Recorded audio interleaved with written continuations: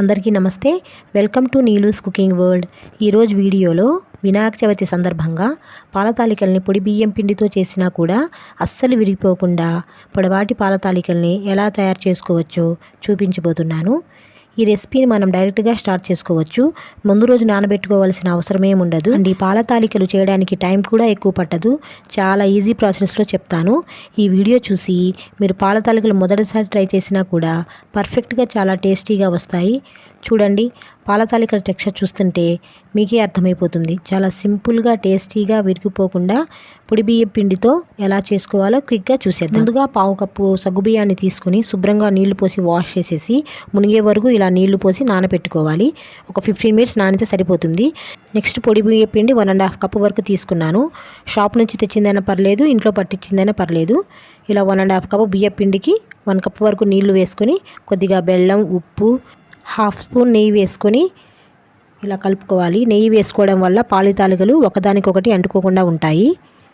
ఇలా నీళ్లు మరిగిన తర్వాత ఇలా బియ్యం పిండి వేసుకొని చక్కగా ఇలా మొత్తం కలిసే విధంగా ఒకసారి కలుపుకోవాలి. ఈ విధంగా స్పూన్తో ఇలా కలిపి చల్లారే వరకు పక్కన పెట్టేసుకోవాలి. ఇలా కలిస్తే సరిపోతుంది. ఈలోపు బెల్లం పాకం కోసం ఇక్కడ నేను 2 కప్పుల బెల్లం తీసుకున్నానండి. మీరు స్వీట్ కొంచెం తక్కువ తినేవాళ్ళు కొంచెం తక్కువైనా వేసుకోవచ్చు. 1 కప్పు నీళ్లు వేసుకొని మొత్తం కలిసే విధంగా ఇలా కలుపుకోవాలి. బెల్లం కరిగేలాగా ఇలా కలుపుకుంటే సరిపోతుందండి. దీన్ని వడగట్టుకోవాలి. నలకలేం లేకుండా ఇలా వడగట్టుకుంటే బాగుంటుంది. పాకం అనేది ఈ విధంగా వస్తుంది. దాన్ని పక్కన పెట్టుకోవాలి.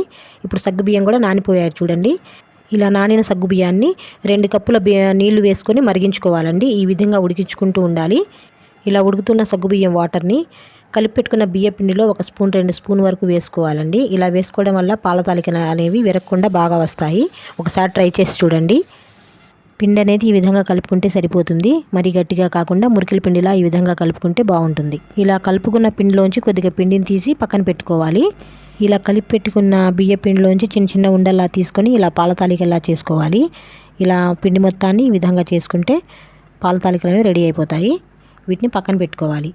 ఈలోపు సగ్గుబియ్యం అనేది ఈ విధంగా ఉడికిపోతుంది. ఇలా ఉడికిన సగ్గుబియ్యంలో కాగబెట్టి పెట్టుకున్న పాలని 4 కప్పుల వరకు వేసుకున్నాను. పాలు పోసుకొని ఇలా మొత్తం చక్కగా కలుపుకోవాలి. ఇలా అడుగు నుంచి ఒకసారి కలబెట్టుకోవాలి. ఇలా మరుగుతున్న పాలల్లో పాల తాలికలని ఒక్కొక్కటి చిన్నగా చూసుకొని వేసుకోవాలి. విరిగిపోకుండా ఇలా స్లోగా ఒక్కొక్కటి వేసుకోవాలి. ఇలా 5-10 నిమిషాలు చిన్నగా ఉడికిన తర్వాత గరిటె పెట్టి ఈ విధంగా కలుపుకోవాలి. ఈ విధంగా ఉడికే ప్రాసెస్లో మీడియం ఫ్లేమ్లోనే పెట్టుకొని ఉడికించుకోవాలి.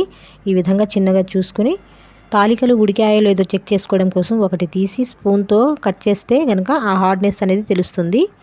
ఈ విధంగా ఇలా చెక్ చేస్తే సరిపోతుంది. ఈలోపు ఇందాక తీసి పెట్టుకున్న బియ్యం పిండిని ఈ విధంగా నీళ్లు పోసుకొని చక్కగా కలిపి పెట్టుకోవాలి. ఇలా పాల తాలికల్లో వేసుకొని చక్కగా కలుపుకోవాలి. ఇది వేయటం వల్ల పాల తాలికలు అనేది కొంచెం క్రీమీగా వస్తాయి.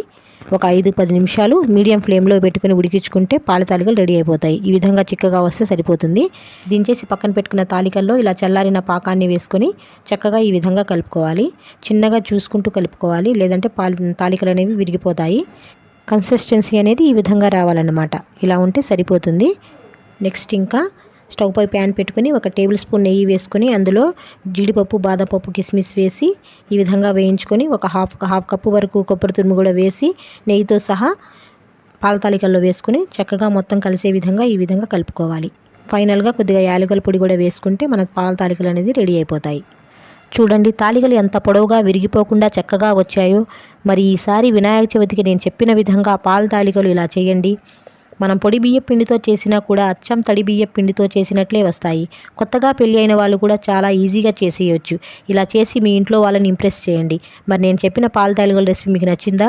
అయితే తప్పకుండా ట్రై చేసి మీ ఫీడ్బ్యాక్ని ఇవ్వండి. వీడియో నచ్చితే కనుక లైక్ చేసి సబ్స్క్రైబ్ చేసుకోండి. మీ ఫ్రెండ్స్ అండ్ ఫ్యామిలీకి షేర్ చేయండి. థ్యాంక్స్.